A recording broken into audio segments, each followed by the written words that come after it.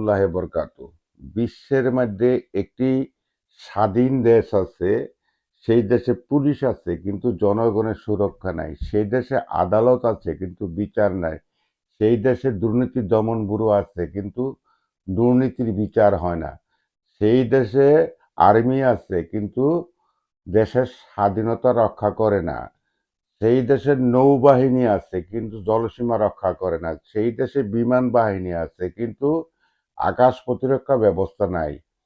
সেই দেশে নির্বাচন আছে কিন্তু জনগণের ভোটের অধিকার নাই। এবং সেই দেশে সরকার আছে, পার্লামেন্ট আছে কিন্তু আইনের শাসন নাই। সেই দেশটার নাম হইল স্বাধীন বাংলাদেশ। সেই স্বাধীন বাংলাদেশের মূল মূল যে কালচার, সেই কালচারটা হলো কি জানেন?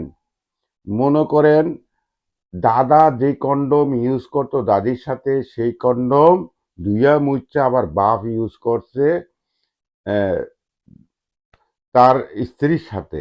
আবার সেই কন্ডম আইসা গেছে কার কাছে? তার সন্তানদের কাছে, একই কন্ডম। সেই কন্ডমটা হলো কি জানেন? সেই কন্ডম হইল স্বাধীনতার চেতনা। এটা হলো মূল ব্যাপার। এই একটাই ব্যবসা বাংলাদেশে আছে, আর আর কিছুই নাই। বাংলাদেশে সব কিছু আছে, পুলিশ আছে, আর্মি আছে, বিডিআর আছে, তারপরে আছে আপনার এয়ারফোর্স আছে, নেভি আছে, আদালত আছে, স্বরাষ্ট্র মন্ত্রণালয় আছে, নির্বাচন আছে। মূল ব্যাপার হলো 18 কোটি মানুষের কিচ্ছু নাই, কোনো অধিকার নাই, কোনো বিচার নাই। এই যে শেখ মুজিব দীর্ঘদিন লক্ষ লক্ষ লোককে হত্যা করছে, 22,000 মুক্তিযোদ্ধা হত্যা করছে, 90,000 বিহারি হত্যা করছে, বাংলাদেশে লুটপাট করছে ভারতের সাথে মিললে, তারপরে সে জাতির পিতা। ঠিক আছে? এই তদ্রুপ এখন যে আবার ওই যে নির্বাচিত সরকার কয়, যেটা হলো কারচুপি নির্বাচন বা যেটাই হোক, যে এখন যে তারেক রহমানের সরকার, এই দেখেন দেশটা তামাশা। দেশের আমলিক সরকার প্রায় 6 লক্ষ কোটি টাকা লুটপাট করছে। এবং বর্তমান যে আছে সরকার, এই সরকারের মাঝে আছে 4,000 কোটি টাকা লুটপাটকারী, কিন্তু তারা কিন্তু সংসদ সদস্য। ওই যে বাংলাদেশ ব্যাংকের গভর্নর, সেও প্রায় 100 কোটি টাকা লুটপাট করছে, সেও আবার গভর্নর। তো এই দেশটা চালাইবে কে রে ভাই? ওই যে দাদায় কন্ডম ইউজ করেছে, বাপে করছে, বাপেরটা আমি করতেছি, সেই কন্ডমই চলতেছে, সেটার নাম হলো চেতনা বা মুক্তিযোদ্ধা। আসলে এটা হলো বক্কর চক্কর। বাংলাদেশে অ্যাকচুয়ালি কোনো স্বাধীনতা নাই। ওই আরেকটা কথা, বাংলাদেশে কোরআন আছে কিন্তু ইসলাম নাই, জানেন? বাংলাদেশের 99% লোক কোরআনই বুঝে না কোরআনটা কি, অথচ ইসলাম নিয়ে ভাড়াভাড়ি করে। এই হলো বাংলাদেশের মূল সমস্যা। কারণ যদি কোরআন বুঝতো তাহলে মাজারে গিয়ে সাজা দিত না। আর যদি কোরআন বুঝতো তাহলে ওই যে পীরের কাছ থেকে মরিদ হইতো না। আর যদি কোরআন বুঝতো তাহলে বাংলাদেশের এই অবস্থা হইতো না। কারণ বাংলাদেশটা টোটাল নিয়ন্ত্রণ করতেছে ভারতীয় সন্ত্রাসীরা। ওরা যা বলে তাই চলে বাংলাদেশ। এই হলো মূল ব্যাপার। হোয়াট ইজ দ্য স্বাধীনতা? বাংলাদেশে অ্যাকচুয়ালি যে এই যে আওয়ামী লীগ যারা করে দেখেন, তারা অনেকেই দেখি 5 ওয়াক্ত নামাজ পড়ে আমার বন্ধু বান্ধব, তারা যদি মুসলমান হইতো, শেখকে কি তারা কোনোদিন সমর্থন করতো? শেখ কে? এই যে এখন যে তারা মুসলমান আছে বিএনপিতে, তারা যদি মুসলমান হইতো তারা কি কখনো বিএনপি করতো? আমিও তো 39 বছর বিএনপি করছি, ছেড়ে দিচ্ছি। কি লিগে জানেন? এটি সব হলো নাফরমান, ওই যে তার নাস্তিক, এই জন্য ছেড়ে দিছি।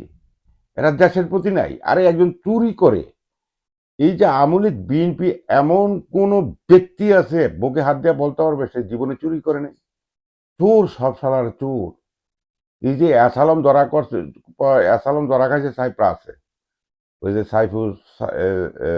সাইফুল আলম আর অ্যাসালম, 2 লক্ষ কোটি টাকার মামলা তার সাইপ্রাস। দেখেন। আবার ওই যে সাইফুজ্জামান চৌধুরী ভূমিমন্ত্রী আমলিগের, 370টা বাড়ি। কার বিচার কে করবে? এই যে শেখ হাসিনা গণহত্যা করছে, এত টাকা লুটপাট করছে, এই বিএনপি সরকার কিছু বলে? কিছু বলে?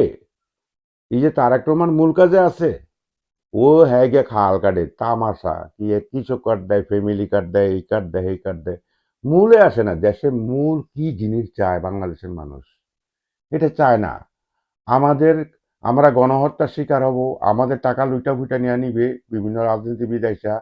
আর ওই যে ফজু পাগলা, মাসুদ কামাইল্লাই, বক্কর সকর যেটা আছে, যিনি কাদের সিদ্দিকি, সব হইল ভণ্ডর দল। তারা মূলত সন্ত্রাসী, কিন্তু একই চেতনা চেতনা মুক্তিযোদ্ধা এই বালছাল নিয়েই দেশটাকে ধ্বংস করতেছে। কিন্তু ইনসাফের পথে নাই। কেউই বাংলাদেশে কোরআন আছে কিন্তু কোরআন বুঝে না, রাজনীতি আছে রাজনীতি বুঝে না, গণতন্ত্র আছে গণতন্ত্র কি জিনিস বুঝে না। এটি হলো মূল বড় বাংলাদেশের মূল সমস্যা ভাই। বাংলাদেশের ভবিষ্যৎ অন্ধকার ছাড়া কিছু না।